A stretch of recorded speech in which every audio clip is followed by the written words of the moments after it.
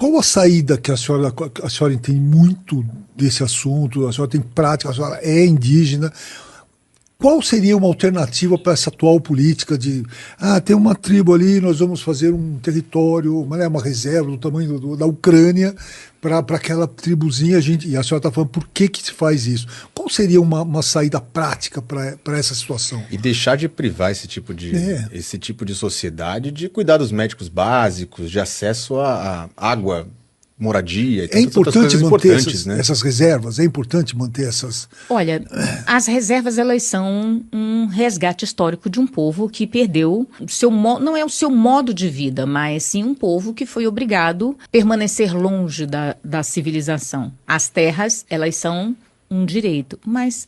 será que é direito mesmo? Como assim? É um direito pela metade, porque você tem o usufruto da terra, mas você não pode produzir nela. Então você coloca o indígena dentro de uma reserva, mas ele não pode explorar, ele não tem autorização para explorar as riquezas do seu território. Veja, há narrativas, por exemplo, existem indígenas que enfrentaram essa narrativa, como os indígenas parecis, e resolveram plantar soja, arroz, feijão, produzir, eles dominavam a técnica de plantio e iam trabalhar em fazendas. E olharam, mas a nossa terra está aqui, porque nós não devemos produzir nela? E começaram a produzir, avançaram a tal ponto, mas foram multados pelo IBAMA, proibidos pelo Ministério Público Federal, que presos no ideal imaginário ou contaminados pela narrativa internacional, incautos, muitas das vezes, né, achando que estão protegendo, estavam condenando aquele povo à miséria. Então, várias e várias vezes eles foram proibidos e multados. Nos anos em que houve o governo anterior, que foi do governo Bolsonaro, eles atuaram com normativas da FUNAI facilitando o licenciamento caso o indígena quisesse produzir em suas terras. E isso fez com que eles avançassem. Hoje eles são um exemplo de desenvolvimento econômico de povos indígenas. Temos o Suruí plantando nas suas terras, mas todos enfrentam uma política contrária. Tiveram indígenas que perguntaram para outros indígenas no poder: mas por que eu não posso plantar feijão? Por que eu não posso plantar banana? Por que eu não posso plantar soja? Aí o indígena que estava no poder e está no poder olha para si: porque não faz parte da nossa cultura.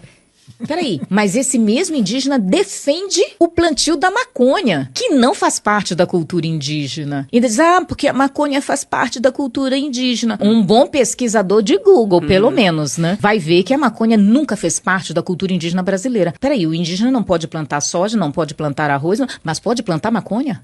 Pode ajudar no financiamento do tráfico de drogas. Veja como as narrativas elas impactam.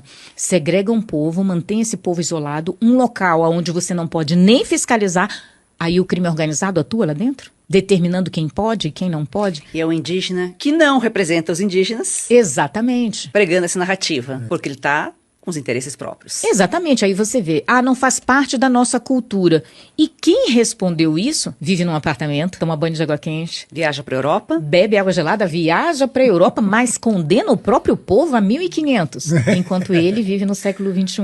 Veja, eu estou no século XXI. Eu gosto de tomar banho de água quente. Eu mereço. Eu tomo água gelada, adoro. Sua água está numa temperatura maravilhosa. Eu posso pedir comida por iFood, mas que o meu povo não pode ter o mesmo que eu? Porque o meu povo foi condenado a viver sem aquilo que eu tenho. Então eu acho que o meu povo se merece, tem o direito, por ser brasileiro, por ser originário e, por que não, mas outros que vivem da mesma forma que eu condenam seu povo ao isolamento, dizendo para eles que não, isso não faz parte da cultura, mas eles mesmos vivem na outra. Mas, para dizer que são indígenas, colocam cocares enormes, tentam imprimir uma identidade vitimista, mas vivem regalados no século XXI e promulgam uma história de desamparo, de dor, do qual eles mesmos não vivem.